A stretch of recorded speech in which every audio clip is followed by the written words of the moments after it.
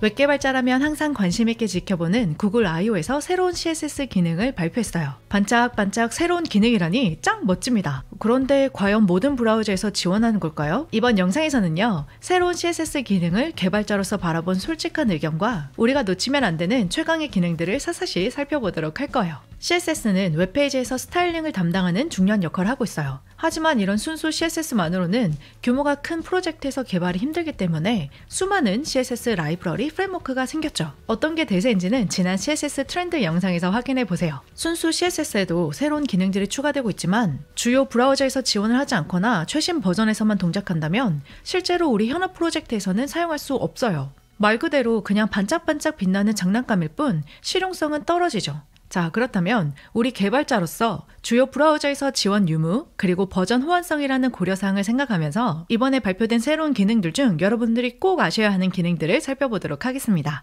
여기 웹페이지 오시면 이번에 발표된 새롭게 추가되는 CSS 기능들을 확인해 볼 수 있는데요. 정말 흥미로운 다양한 기능들이 있지만 저는 이 중에서도 2022년 브라우저 컴패러빌리티 프로젝트가 가장 눈에 들어옵니다. 이렇게 추가되는 기능들이 주요 브라우저에서 빠르게 지원이 가능한 것은 바로 인터럽 프로젝트 때문인데요. 이 인터럽 프로젝트는 2019년도부터 모질라, 구글, 마이크로소프트 등 주요 브라우저 회사들이 함께 모여서 브라우저의 표준화과 호환성을 위해서 함께 노력해서 개발해 나가는 팀입니다. 네, 저도 여기 회의에 한번 참여한 적이 있는데 다들 열정이 대단하세요.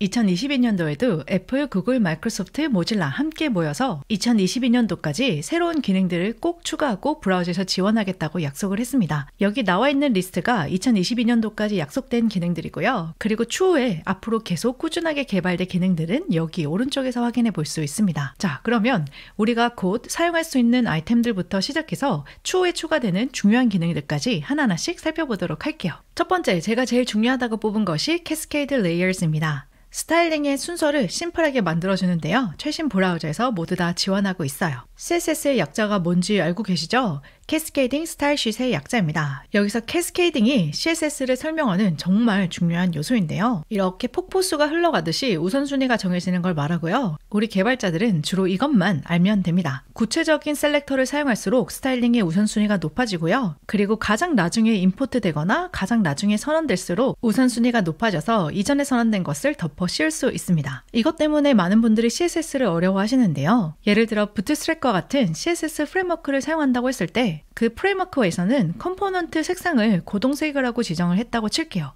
근데 우리 프로젝트에서는 이 색깔을 바꾸고 싶어요. 어떻게 할 수 있을까요? 먼저 내 CSS에 보라색을 사용하는 클래스를 만든 다음에 요소가 이 프레임워크에서 사용하는 클래스 이름도 쓰고 내 클래스를 쓰도록 만들면 되지 않을까? 라고 생각할 수도 있지만 이렇게 해도 안 되네. 그러면 조금 더 구체적인 셀렉터를 이용하기 위해서 ID 선택자를 사용할까? 라고 해도 프레임워크에서 이미 ID를 사용하고 있기 때문에 구체적이지 않습니다. 그러면 이제 마지막 방법, import이라는 걸 사용하면 되겠지. 그러면 내게 더 강력해지니까 모든 걸 덮어 씌울 거야. 이처럼 import을 사용하면 지금 당장은 해결 가능하겠지만 나중에 내가 생각하지 못한 에러가 발생할 수도 있고요. 또 프로젝트 유지 보수가 굉장히 어려워집니다. 제가 CSS 영상에서 import는 똥 같은 거라서 최대한 피하라 라고 말씀해 드렸는데요. 자, 이걸 해결해주기 위해서 나온 것이 바로 Cascade Layers입니다. 구체적인 셀렉터와 선언된 순서를 생각하지 않아도 이 레이어를 사용하면 조금 더 손쉽게 스타일링의 우선순위를 결정할 수 있어요. 이 캐스케이드 레이어를 이용하면 CSS 스타일링의 우선순위를 손쉽게 설정할 수 있습니다. 예를 들어 모든 CSS를 초기화하는 리셋을 제일 아래 레이어에 깔아두고요. 그리고 우리 프로젝트에서 기본적으로 사용하는 CSS를 디폴트라는 레이어에 깔아두고 그 다음에 우리가 가져다 쓰는 프레임워크의 모든 CSS를 프레임워크 레이어에 깔아둔 다음에 우리 프로젝트에서 설정하는 컴포넌트의 스타일링을 컴포넌트 레이어에 깔아두고 그 뒤에 유틸리티와 추가적으로 덮어 씌워야 하는 중요한 CSS 스타일링을 오버라이드 레이어에 깔아둡니다. 이렇게 우리가 직접 레이어의 순서를 정하고 각 레이어별로 원하는 스타일링을 해주면 높은 우선순위의 레이어가 스타일링을 덮어 씌우고 이깁니다. 나는 소스코드로 봐야지 적성이 풀린다 하시는 분들을 위해서요. 여기 예제 코드가 있습니다. 이처럼 제일 상위에 레이어의 순서를 정해놓고요. 그 다음에 모든 프레임워크의 스타일링을 여기 컴포넌트 프레임워크라는 레이어에 한데 모아둡니다. 그리고 우리가 레이어별로 스타일링 해줘야 되는 것들을 이렇게 레이어 안에다가 스타일링을 해주면 이렇게 악마 같은 임포트는 사용하지 않고 CSS 우선순위 때문에 머리 아프지 않아도 이렇게 레이어로 간편하게 우리의 우선순위를 더 높여서 프로젝트를 손쉽게 유지보수 해나갈 수 있어요. 현재 이 시점에는 최신 브라우저 버전에서만 모두 지원이 가능하므로 우리 프로젝트를 사용하는 유저 베이스가 아주 예전 브라우저 버전을 사용하고 있는 단계라면 지금 당장 레이어를 채택해서 사용하기에는 조금 무리가 있지 않나 생각합니다. 그래서 시간이 흘러서 우리 사용자 계층이 조금 더 이 버전으로 넘어왔을 때 그때 사용해보면 좋을 것 같습니다. 다음으로는 컨테이너입니다. 컨테이너 쿼리인데요. 아쉽지만 현재 모든 브라우저에서는 지원되지 않고 있고요. 익스페리먼트 실험 모드를 켜면 이 기능을 테스트는 해볼 수 있어요. 2021년도 크롬 캐너리에 실험 모드로 추가된 이후로 아직 공식 브라우저에서는 지원되지 않고 있지만 제가 두 번째로 넣은 이유는 아주 유용하기 때문인데요. 지원만 되면 저는 바로 제 프로젝트에 사용할 의향이 있습니다. 이 컨테이너 쿼리는 미디어 쿼리와 살짝 비슷한데요. 여러분 미디어 쿼리 아시나요? 이 미디어 쿼리는 반응형 웹사이트 제작을 위한 필수적인 CSS 문법인데요. 이 미디어 쿼리를 이용해서 동일한 웹페이지를 각기 다른 사이즈의 윈도우 창에서 어떻게 아이템을 재정렬하고 재배치해서 보여줄 건지 사용자가 가지고 있는 윈도우 창에 맞게 우리의 웹사이트를 반응적으로 보여주기 위해서 필수적으로 CSS에서 사용하고 있습니다. 이런 유용한 미디어 쿼리에도 큰 단점이 있습니다. 바로 전체적인 윈도우 사이즈에 의거해서 이 아이템들이 어디에 들어있던지에 상관없이 윈도우 사이즈가 변경되어야지만 아이템을 재배치할 수 있다는 큰 문제점이 있어요. 이걸 보완하기 위해서 나온 것이 바로 컨테이너 쿼리입니다. 미디어 쿼리는 윈도우의 전체적인 사이즈를 기반으로 해서 윈도우의 사이즈가 변경이 되어야지만 아이템을 재배치할 수 있다는 단점이 있는데요.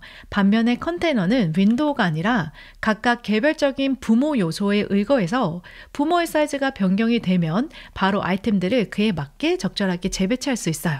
여기에서도 동일한 카드 요소임에도 불구하고 조금 더 너비가 넓은 부모 요소에 있는 카드는 수평적으로 보여지고요. 비교적 좁은 너비 안에 들어있는 요소들은 이렇게 수직적으로 보여지는 걸 확인해 볼 수 있어요. 이처럼 컨테이너 쿼리를 사용하면 뷰포트가 아니라 요소가 들어있는 부모의 컨테이너 사이즈를 기반으로 해서 반응적으로 디자인을 해나갈 수 있습니다. 요소가 들어있는 카드 홀더라는 컨테이너를 컨테이너 타입을 인라인 사이즈라고 컨테이너로 명시를 해두고요. 컨테이너의 너비가 200픽셀이 되면 카드의 플렉스 디렉션을 컬럼으로 바꾸도록 만들 수 있어요. 그래서 카드 홀더의 너비가 200픽셀보다 넓으면 플렉스 디렉션을 로우라고 해주고 카드 홀더의 너비가 200픽셀보다 작아지면 이제 컬럼으로 바꿔줄 수 있어요. 이렇게 요소가 들어있는 부모 컨테이너 사이즈를 기반으로 해서 반응적으로 디자인해 나갈 수 있는 것이 바로 컨테이너 쿼리인데요.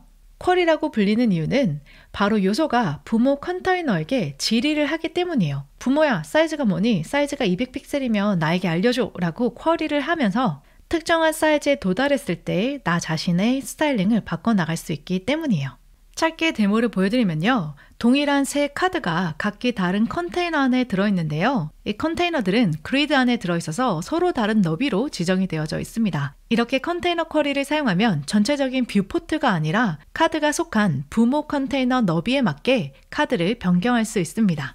제가 이 컨테이너를 가장 유망하게 보는 이유 중 하나는 각각 개별적인 컴포넌트가 자기만의 스타일 정보뿐 아니라 자신이 속한 컨테이너 사이즈별로 어떻게 반응적으로 나타내야 하는지 그런 로직들도 개별적으로 가지고 있을 수 있기 때문에 이것이야말로 진정한 반응형 디자인이 아닐까 생각합니다. 그리고 재사용이 가능하고 독립적인 컴포넌트로 만들어 나갈 수 있기 때문에 프로젝트를 빠르고 효율적으로 진행할 수 있을 뿐만 아니라 유지 보수성도 높아지지 않을까 생각합니다. 다음으로는 액센트 컬러입니다. 기본적인 HTML 요소들을 빠르게 스타일링할 수 있는데요. 최신 브라우저에서 모두 다 지원이 가능합니다. 동일한 HTML과 CSS를 사용해도 각각 브라우저마다 기본적으로 요소를 나타내는 스타일링이 조금씩 달라지는데요. 그리고 한번 해보신 분들은 아시겠지만 이런 기본적인 스타일 말고 내 입맛대로 스타일을 바꾸기는 정말 어렵습니다. 예를 들어 체크박스 스타일을 변경하려면 먼저 라벨 스타일링을 이렇게 지정한 다음에 컨테이너 인풋을 이런 식으로 변경해 주고요. 이거 말고도 마우스로 올렸을 때 체크가 되었을 때 등등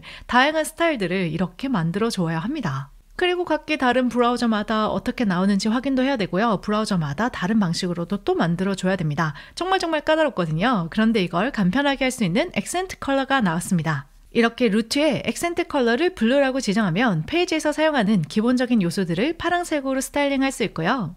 다양한 색깔들 뿐만 아니라 이 액센트 컬러의 정말 유용한 점 하나는 컴포넌트가 위치한 배경 색상에 따라서 그와 대비되는 색상을 자동적으로 스타일링을 해주기 때문에 요즘 정말 중요하게 뜨고 있는 웹 액세시빌리티, 웹 접근성도 알아서 착착 처리를 해줍니다. 너무너무 유용하죠? 웹 접근성을 위해서 유용할 새로운 기능 하나는 바로 컬러 컨트라스트입니다. 현재 사파리에서만 지원이 되고 다른 브라우저에서는 익스페리먼트 모드를 켜야 합니다. 이 컬러 컨트라스트를 사용하면 배경색에 따라서 그와 대조되는 색상을 우리가 지정한 범위 내에서 자동적으로 골라주는데요. 이렇게 배경색이 변함에 따라서 글자 색상이 달라지는 걸 볼 수 있죠.